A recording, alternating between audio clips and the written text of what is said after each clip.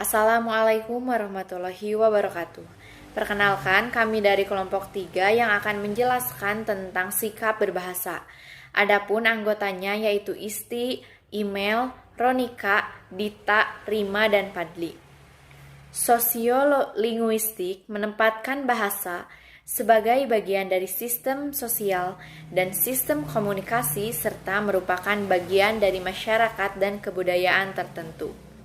Interaksi sosial tersebut akan hidup dengan adanya aktivitas bicara pada anggota pemakaian bahasa.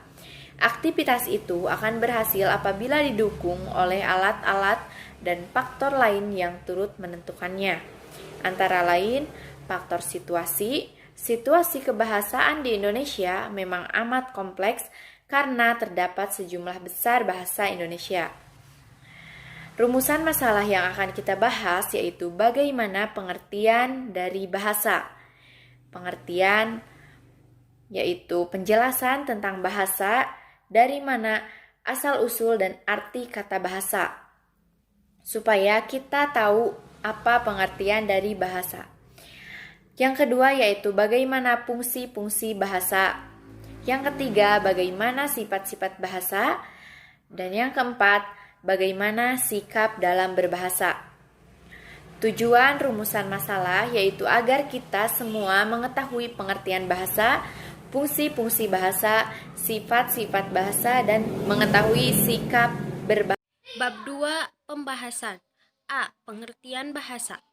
Bahasa merupakan kemampuan yang dimiliki manusia untuk berkomunikasi dengan manusia lainnya menggunakan tanda, misalnya kata dan gerakan. Kajian ilmiah bahasa disebut ilmu linguistik. Bahasa alami adalah bicara atau bahasa isyarat, tetapi setiap bahasa dapat disandikan ke dalam media kedua menggunakan stimulus audio, visual, atau taktil. Sebagai contohnya, tulisan grafik, braille atau siulan. Ini karena bahasa manusia bersifat independen terhadap modalita.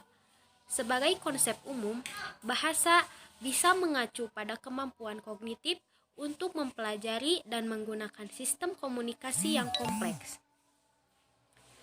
atau untuk menjelaskan sekumpulan aturan yang membentuk sistem tersebut atau sekumpulan pengucapan yang dapat dihasilkan dari aturan-aturan tersebut.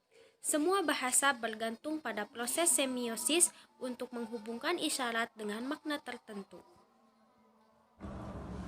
Fungsi-fungsi bahasa.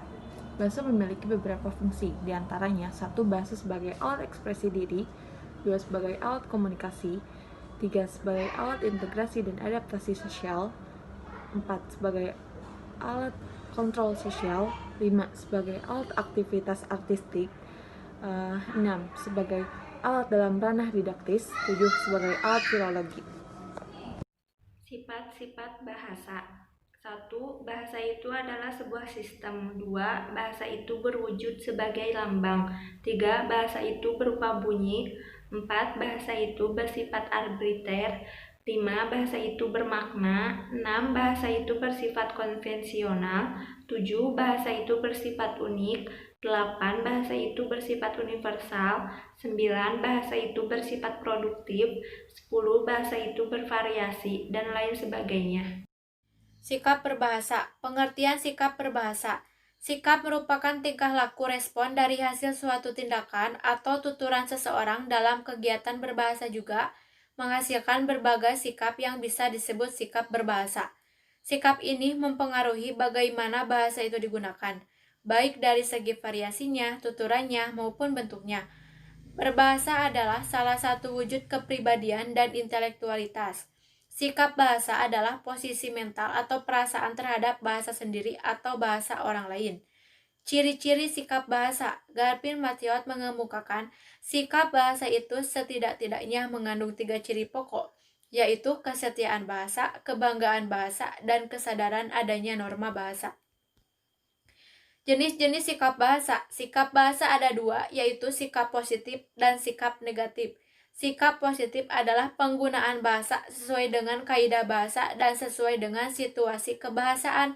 Hal yang menunjukkan sikap positif seseorang terhadap bahasa, contohnya memakai bahasa sendiri tanpa dicampur bahasa asing, memakai bahasa sesuai dengan keperluan. Sikap negatif akan menyebabkan orang acuh terhadap pembinaan dan pelestarian bangsa.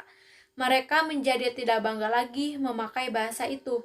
Fenomena negatif yang masih terjadi di tengah-tengah masyarakat Indonesia adalah salah satunya yaitu banyak orang Indonesia memperlihatkan dengan bangga kemahirannya menggunakan bahasa Inggris, walaupun mereka tidak menguasai bahasa Indonesia dengan baik dan benar.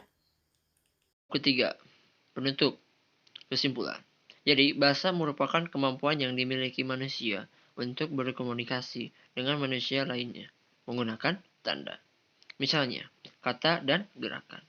Pengertian bahasa juga lebih jelasnya kita dapat meninjau dari dua segi, yaitu segi teknis dan segi praktis.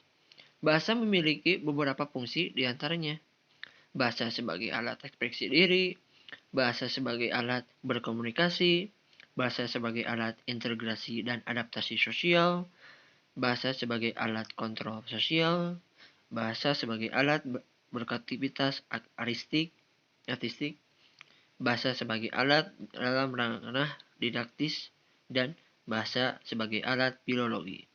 Saran, kami menyadari masih banyak terdapat keliru dan penulisan atau pengerjaan tugas ini. Maka, kami mengharapkan masukan dan kritikan yang membangun dari para pembaca demi kesempurnaan tugas ini. Atas masukan dan sarannya, kami ucapkan terima kasih.